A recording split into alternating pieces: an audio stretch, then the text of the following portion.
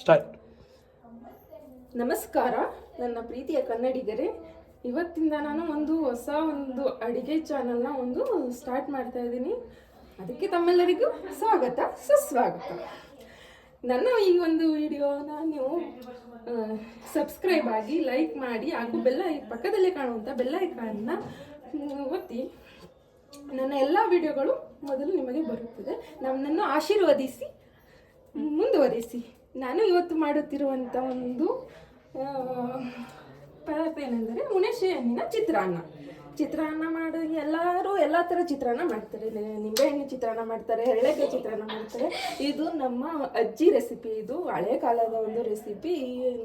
ಇದನ್ನು ನಮ್ಮ ಅಜ್ಜಿ ನಮ್ಮ ಅಮ್ಮನಿಗೆ ಹೇಳ್ಕೊಟ್ಟಿದ್ರು, ನಮ್ಮಮ್ಮ ನನಗೆ ಹೇಳ್ಕೊಟ್ಟಿದ್ದಾರೆ. ಇದನ್ನು ನಿಮ್ಮ ಹತ್ರ ಶೇರ್ ಮಾಡಬೇಕು ಅನ್ನೋ ಕಾರಣದಿಂದ ನಾನು ಈ ರೆಸಿಪಿನ ನಿಮ್ಮ ಹತ್ರ ಶೇರ್ ಮಾಡ್ತಾ ಇದ್ದೀನಿ. ಇದಕ್ಕೆ ಬೇಕಾಗಿರುವಂಥ ಸಾಮಗ್ರಿಗಳು ಅಂದರೆ ಮೊದಲನೇದಾಗಿ ಅನ್ನ. ಇಷ್ಟಿದೆ ಅಂತ ಅನ್ಕೋಬೇಡಿ. ಇದು ನನ್ನ ಮನೇಲಿ ಸ್ವಲ್ಪ ಜನ ಜಾಸ್ತಿ ಇರೋದ್ರಿಂದ 6 ಜನಕ್ಕಾಗಷ್ಟು ಅನ್ನ ಹಾಕ್ಕೊಂಡಿದ್ದೀನಿ.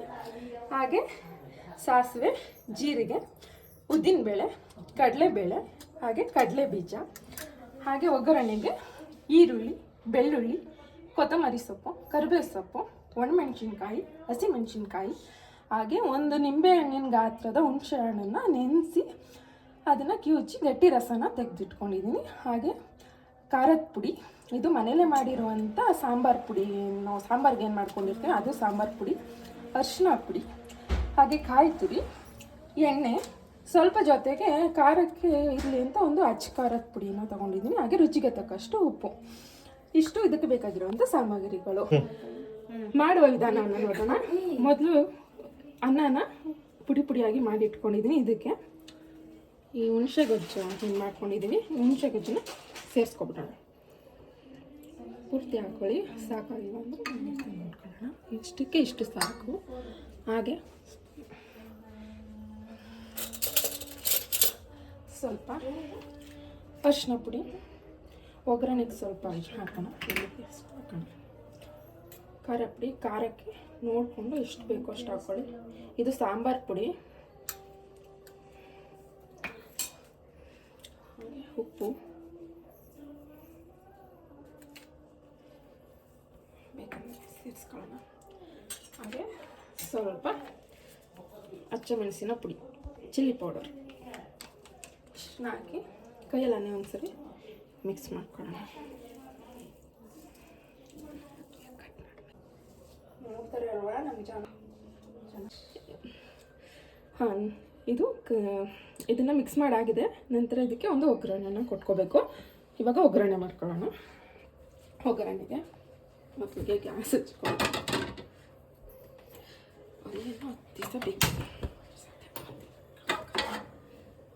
ಒಂದು ಅಗಲವಾದ ಪಾತ್ರೆ ಇಟ್ಟು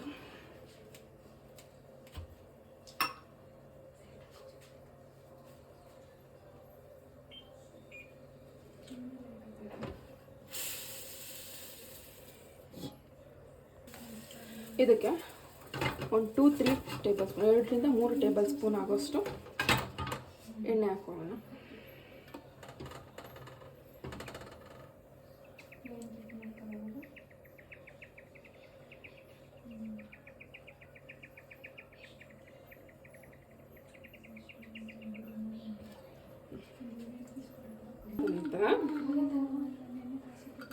ಇದಕ್ಕೆ 3 ಟೇಬಲ್ ಸ್ಪೂನ್ ಆಗೋಷ್ಟು ಕಡಲೆ ಬೀಜನ ಹಾಕ್ಕೊತಿದ್ದೀನಿ.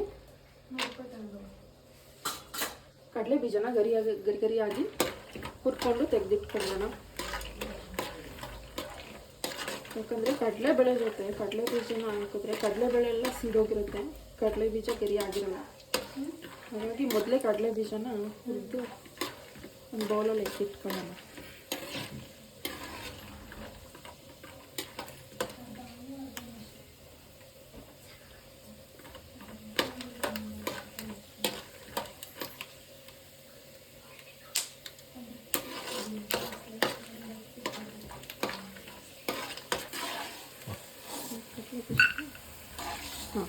ಕಡಲೆ ಬೀಜ ಎಲ್ಲ ಗರಿಯಾಗಿದೆ. ಇದನ್ನು ಕಿತ್ಕೊಬಿಡೋಣ ಸಪ್ರೇಟಾಗಿ.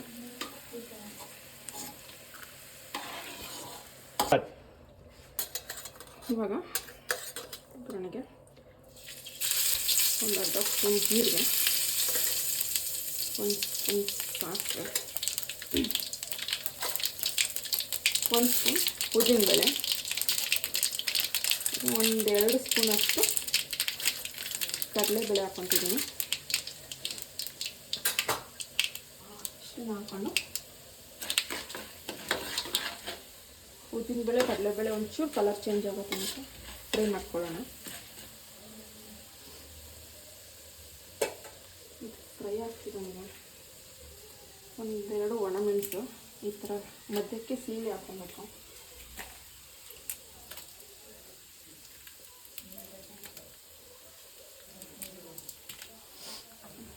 ಹಾಗೆ 1-2 ಹಸಿಮೆಣಸಿನ್ಕಾಯಿ, ನಾನೊಂದು 4 ಹಾಕ್ತಿದ್ದೀನಿ. ಖಾರ ಜಾಸ್ತಿ ಆಗಿಬಿಡುತ್ತೆ. ಒಂದು ಸ್ವಲ್ಪ ಕರಿಬೇವು,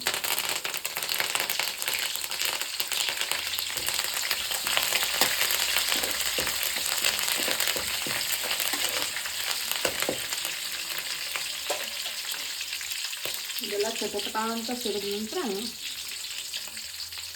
1 ಗೆಡ್ಡೆ ಪೂರ್ತಿ ಬೆಳ್ಳುಳ್ಳಿನ ನಾನು ಸಿಪ್ಪೆ ಸುಲಿದಿನ ಹಾಗೆ ಜಜ್ಜಿ ಇಟ್ಕೊಂಡಿದ್ದೀನಿ.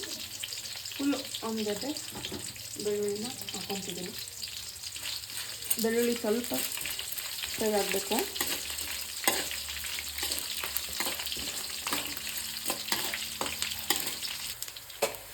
ನೋಡಿ ಬೆಳ್ಳುಳ್ಳಿ ಎಲ್ಲ ಫ್ರೈ ಆಗಿದೆ. ಇವಾಗ ಇದಕ್ಕೆ ಒಂದು ದಪ್ಪ ಸೈಜ್ದು ಒಂದು ಈರುಳ್ಳಿನ ಈ ಥರ ಸಣ್ಣದಾಗಿ ಕಟ್ ಮಾಡಿ ಇಟ್ಕೊಂಡಿದ್ದೀನಿ. ದಪ್ಪ ಸೈಜ್ ಆದರೆ 1 ತಗೊಳ್ಳಿ, ಮೀಡಿಯಮ್ ಇದ್ದರೆ 2 ತಗೊಳ್ಳಿ.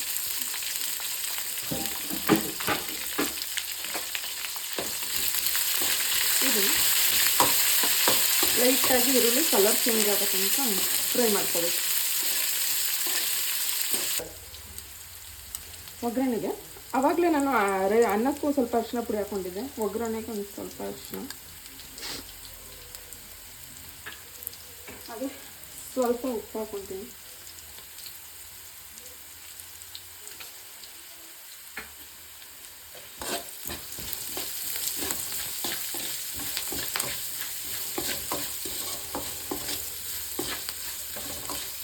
ಒಂಚೂರು ಫ್ರೈ ಮಾಡ್ಕೊಂಡು ಇವಾಗ ಇದಕ್ಕೆ ನಾವು ಆವಾಗಲೇ ಏನು ಹುಣಸೆ ಹಣ್ಣಲ್ಲಿ ಕಲಸಿಟ್ಕೊಂಡಿದ್ವಲ್ಲ ಅನ್ನ, ಅದನ್ನು ಇದಕ್ಕೆ ಸೇರಿಸ್ಕೊಬಿಡೋಣ.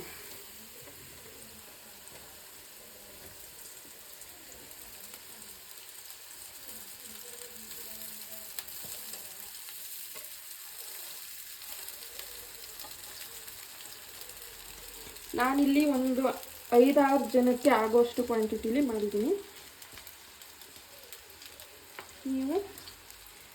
ನಿಮಗೆ ಎಷ್ಟು ಬೇಕೋ ಆ ಕ್ವಾಂಟಿಟಿ ಪ್ರಕಾರ ಎಲ್ಲದನ್ನು ತಗೋಬೋದು. ಖಾರ ಪುಡಿ, ಹುಣಸೆಹಣ್ಣು,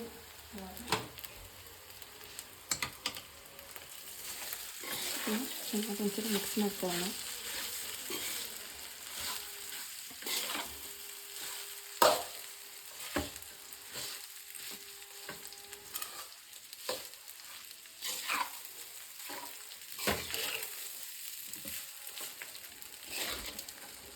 ಇದು ಎಷ್ಟೋ ಜನಕ್ಕೆ ಗೊತ್ತೇ ಇರಲ್ಲ. ಇದು ಹಳೆಯ ಕಾಲದ ರೆಸಿಪಿ,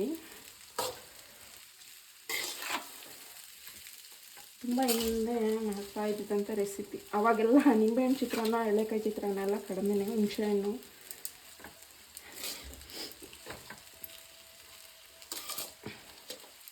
ನಿಮ್ಗೆ ಇನ್ನೊಂದು ದಿನ ನಾನು ಜೋಳದ ರೊಟ್ಟಿ ಕೂಡ ತೋರಿಸ್ಕೊಡ್ತೀನಿ. ನನ್ನ ಅಜ್ಜಿ ಮಾಡ್ತಿದ್ದಂಥ ಜೋಳದ ರೊಟ್ಟಿ ತುಂಬ ಚೆನ್ನಾಗಿ ಬರುತ್ತೆ. ಇದೆಲ್ಲ ನಮ್ಮ ಅಜ್ಜಿ ರೆಸಿಪೀಸ್. ಇವಾಗ ಇದಕ್ಕೆ ಕಡಲೆ ಬೀಜ ಫ್ರೈ ಮಾಡ್ಕೊಂಡಿದ್ದಲ್ಲ ಅದನ್ನು ಸೇರಿಸ್ಕೊಬೋಣ. ಹಾಗೆ ಕಾಯಿ ತುರಿ, ಹಸಿ ಕಾಯಿ ಜಾಸ್ತಿ ಬೇಕು ಅಂದರೆ ಜಾಸ್ತಿ ಸೇರಿಸ್ಕೋಬೋದು.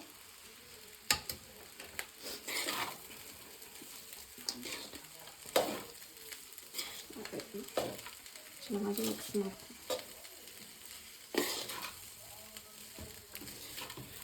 ಒಂದು 5-10 ನಿಮಿಷ ಈ ಥರ ಲೋ ಫ್ಲೇಮಲ್ಲಿ ಮಿಕ್ಸ್ ಮಾಡಿಕೊಂಡ್ರೆ ಸಾಕು. ಜಾಸ್ತಿ ಅದನ್ನು ಫ್ರೈ ಮಾಡೋ ಅವಶ್ಯಕತೆ ಇಲ್ಲ. ಅನ್ನ ಕೂಡ ಆಗಿದೆ. ಖಾರ ಪುಡಿ, ಹುಣಸೆಹಣ್ಣು ಎಲ್ಲ ಕಲಸಿರೋದ್ರಿಂದ ಒಗ್ಗರಣೆಗೆ ಅದು ಒಂಚೂರು ಹಿಡಿಬೇಕಷ್ಟೆ.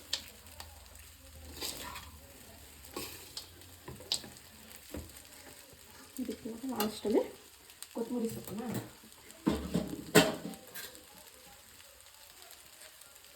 ಸಣ್ಣದಾಗಿ ಹೆಚ್ಚಿರೋ ಕೊತ್ತಂಬರಿ ಸೊಪ್ಪು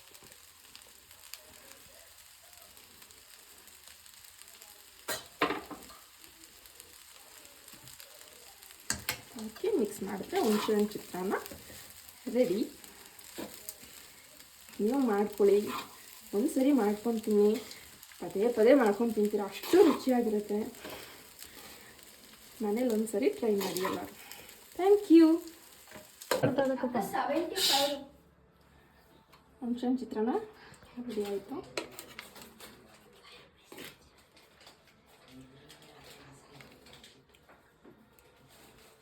ನಾನು ನಾರ್ಮಲಾಗಿ ಹೇಗೆ ಮಾಡ್ತಾರೋ ಹಾಗೆ ಮಾಡಿದ್ದೀನಿ. ಕೆಲವರು ಇದಕ್ಕೆ ಗೋಡಂಬಿ ಎಲ್ಲ ಆ್ಯಡ್ ಮಾಡ್ಕೋತಾರೆ.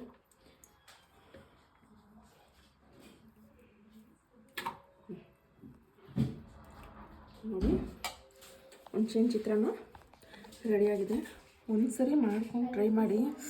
ನೀವಂತೂ ಪದೇ ಪದೇ ಕೇಳಿ ಕೇಳಿ ಮಾಡಿಸ್ಕೊಂಡು ತಿಂತೀರ, ಅಷ್ಟು ಚೆನ್ನಾಗಿರುತ್ತೆ ಹುಣಸೆಹಣ್ಣು ಚಿತ್ರಾನ್ನ.